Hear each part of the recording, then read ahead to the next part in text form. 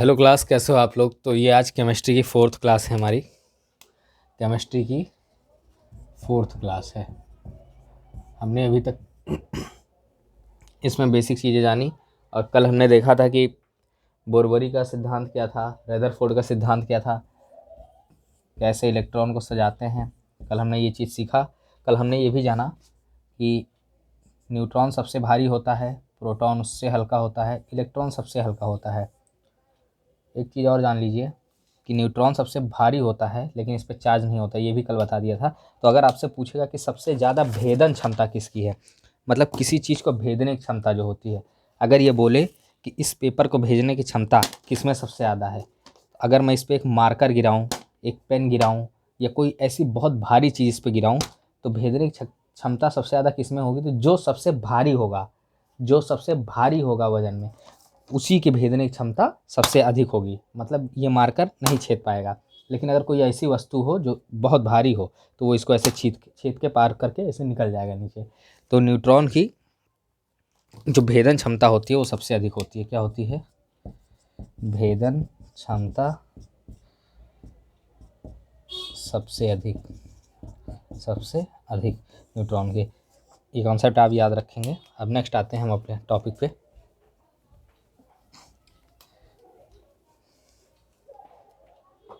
देखिए यहाँ पे लिखा हुआ है एब्सोल्यूट मास और रिलेटिव मास। एब्सोल्यूट मास क्या होता है और रिलेटिव मास क्या होता है, हम पहले ये चीज़ देखेंगे। उसके बाद आपको आगे हम जानेंगे कि न्यूट्रॉन क्यों सबसे भारी, प्रोटॉन क्यों उससे हल्का, इलेक्ट्रॉन क्यों उससे हल्का। इस थ्योरी को हम समझेंगे इसको जानने के बाद। रिलेटिव मास, मास मतलब होता है द्रव्यमान, वजन। तो एब्सोल्यूट मास क्या होता है कि किसी चीज़ का ओरिजिनल मास जो है, मानिए कि मेरा वज़न है 50 किलो या मान लेते हैं मेरा वज़न है 80 किलो, तो यह मेरी एब्सोल्यूट मास है, मेरा ओरिजिनल मास है। ये जितना होगा उतना ही होगा।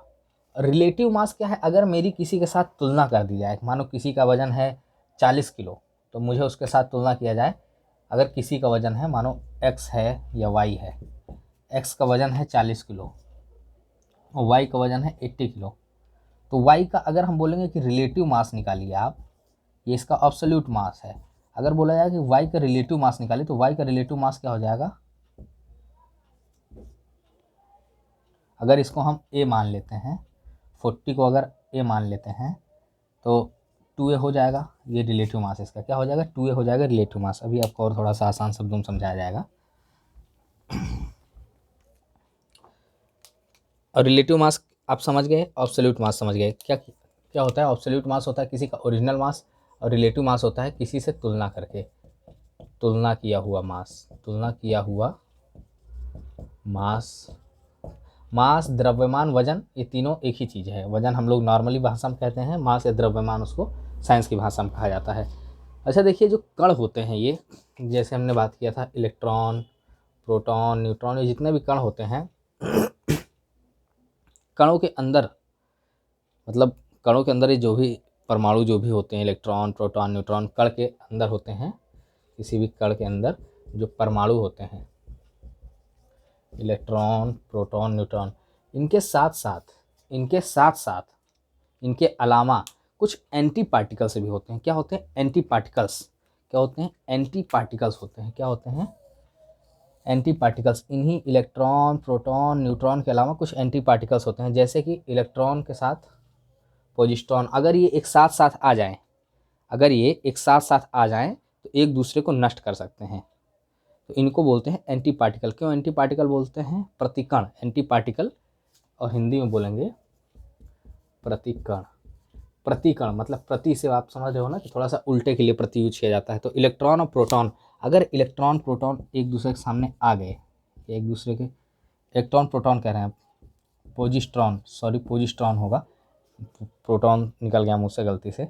इलेक्ट्रॉन और पोजिट्रॉन अगर ये साथ साथ आ गए तो एक दूसरे को ये नष्ट कर देंगे। ये ऐसे परमाणु हैं जो एक दूसरे को नष्ट कर देंगे। तो ऐसे परमाणु कहा जाता है एंटी पार्टिकल्स या प्रतिकण बोलते हैं इनको।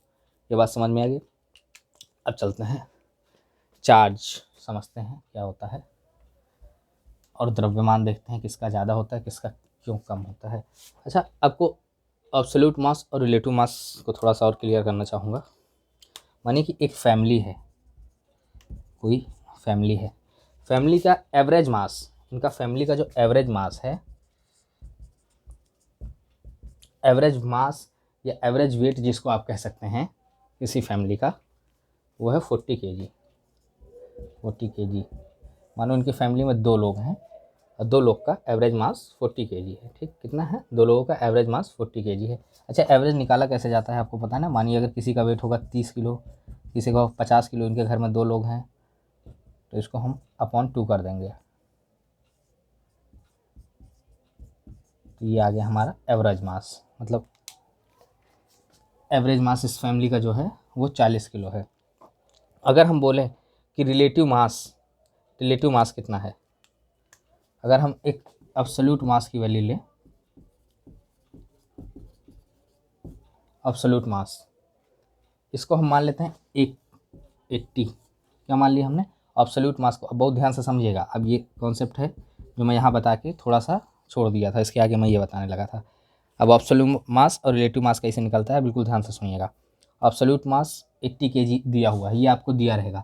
अब बोलेगा कि इस फैमिली का अब रिलेटिव मास बताओ। अगर हम मानते हैं कि इस फैमिली का रिलेटिव मास, फैमिली यूनिट जो है इसकी 40 है, 40 क्या है इसका? Average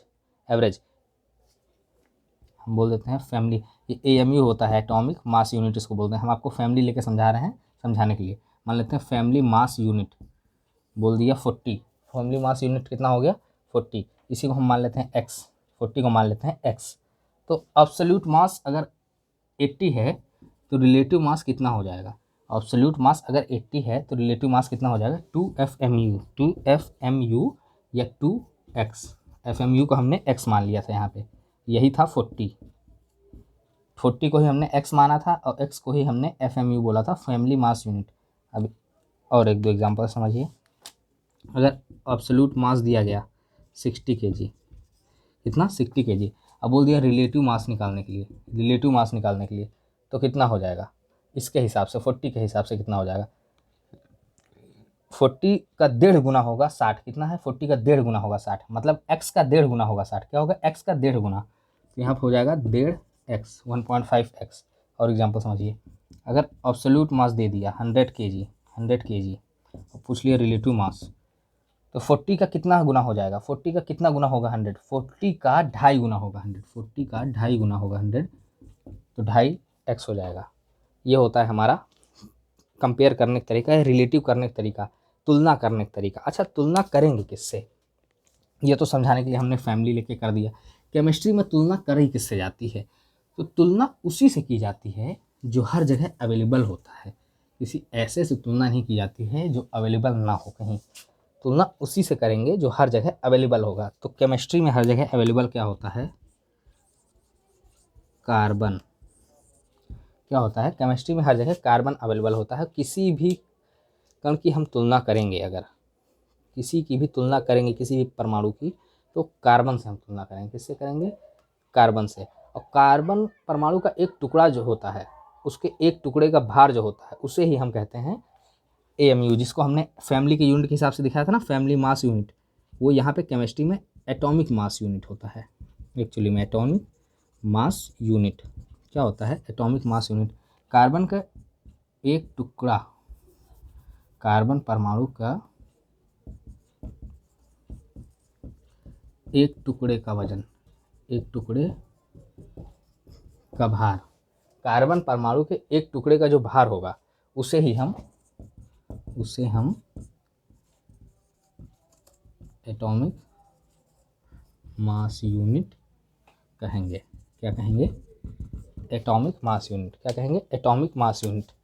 atomic mass unit, carbon के एक टुकड़े का जो भार होगा उसे हम एटॉमिक मास यूनिट कहेंगे। और एटॉमिक मास यूनिट होता कितना है? जैसे वहाँ पे हमने फैमिली मास यूनिट लिया था, आपको याद होगा 40 फैमिली मास यूनिट को हमने लिया था। इसी के हिसाब से हम बाकी सारे वजन को नाप रहे थे कि कितना कितना कितना, अगर 100 है तो कितना है, 60 होगा तो कितना होगा, 80 होगा कितना होगा। AMU होता कितना है? 1.6 इंटू 10, 1.6 इंटू 10 - 27 kg।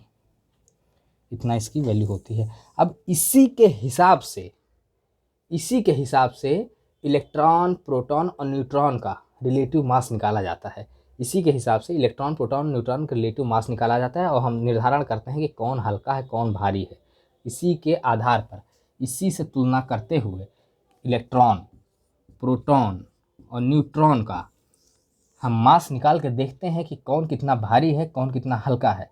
इसके हिसाब से जब आप देखेंगे तो इलेक्ट्रॉन, यहाँ मैंने एक चार्ट बना दिया है जिससे समझने में आसानी हो। गुणा भाग करने की कोई आवश्यकता नहीं, किसी भी एग्जाम में आपसे गुणा भाग नहीं पूछता है, सीधा खड़ा खड़ा एकदम रट्टा मारिए। अगर रट्टा मारने का मन है तो खड़ा खड़ा इसका चार्ज, द्रव्यमान, रिलेटिव मास आप रट्टा मार सकते हैं। देखिए इलेक्ट्रॉन पे क्या होता है चार्ज पॉजिटिव होता है। इलेक्ट्रॉन पे क्या होता है, वो इलेक्ट्रॉन पे चार्ज माइनस होता है, निगेटिव होता है। प्रोटॉन पे पॉजिटिव होता है। न्यूट्रॉन पे नो चार्ज, न्यूट्रॉन पे नो चार्ज। आपको पता है न्यूट्रॉन में सिर्फ भार होता है, न्यूट्रॉन में चार्ज नहीं होता है। अभी आपको यहाँ दिख भी जाएगा कि इलेक्ट्रॉन का भार सबसे ज़्यादा होता है। मैंने बताया था कि वो इलेक्ट्रॉन कह रहा हूँ, सॉरी न्यूट्रॉन पे कोई चार्ज नहीं होता है, लेकिन न्यूट्रॉन भारी सबसे ज़्यादा होता है, भारी सबसे ज़्यादा होता है। यहाँ पे आप देख सकते हैं न्यूट्रॉन सबसे भारी है, इसलिए मैंने बताया था कि ना भारी होने की वजह से ही इसकी भेदन क्षमता सबसे ज़्यादा होती है, भारी होने की वजह से ही इसकी भेदन क्षमता सबसे ज़्यादा होती है। इलेक्ट्रॉन पे चार्ज कितना होता है, -1.6 × 10⁻19। प्रोटॉन पे चार्ज कितना होता है, प्रोटॉन पे प्लस में होता है क्योंकि प्रोटॉन पॉजिटिव होता है, प्लस में होता है 1.6 × 10⁻+19। न्यूट्रॉन पे कोई चार्ज नहीं होता, न्यूट्रॉन पे कोई चार्ज नहीं होता। द्रव्यमान की अगर हम बात करें तो इलेक्ट्रॉन का द्रव्यमान होता है 9.1 × 10⁻31 किलोग्राम, 9.1 × 10⁻31।